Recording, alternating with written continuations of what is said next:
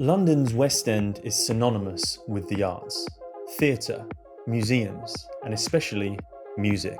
It's where the Sex Pistols used to rehearse, it's where Jimi Hendrix used to perform. Acts like David Bowie, it's got a real amazing musical heritage in the area. Today, the West End is home to London's newest destination, the Outernet, an arts and entertainment district that's pushing the boundaries of digital AV experiences.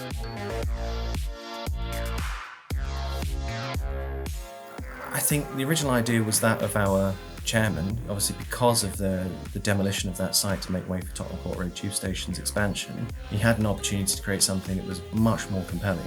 Tottenham Court Roads, for a long time, the space was quite old and dated for a long time, and it needed galvanising in the Outernet. It was built for lots of reasons. The key one is to bring arts and music culture back to that part of London. Since then, it's become this kind of iconic place to visit in London. Because it's over the top of the tube line, we couldn't necessarily pile into the ground to create the structure, so a part of the building is actually cantilevered over the underground station. So literally suspended without a pile dropping into the ground, holding the building up. So architecturally, massively challenging.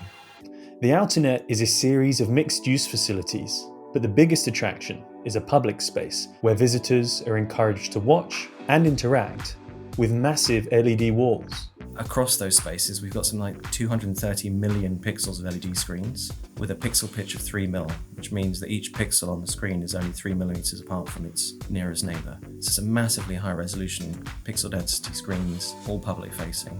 We complement those with an L-Acoustic Elisa spatial audio system, and that audio is 320 channels of audio across the spaces, of which 96 channels are dedicated to the nail building. It's quite a unique space in that the AV there is kind of built for purpose for that area, and they set up as a sort of immersive, artistic space that also advertises content and things like that. We kind of break down the canvases in the spaces into smaller slices. For each engine's rendering out up to 3 4K video slices. We then have worked with the vendors of the render engine and our LED processing team to basically map those slices onto the screens. That was a massive challenge.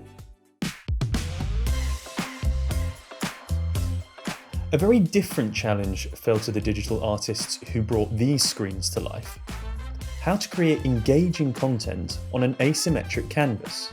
As you see in the space and the design of the building, it's not a cube, it's slightly offset, a bit squished. It's not like a 1920 1080p canvas, but it goes in different directions. So to design something like that can be quite daunting for certain types of animators. We're in the heart of London, and the business is always trying to focus on some key cultural moments throughout the year. We've produced experiences and activations for things like International Women's Day, Women's Month in fact, Pride, Black History Month, just to name a couple of those we've created for.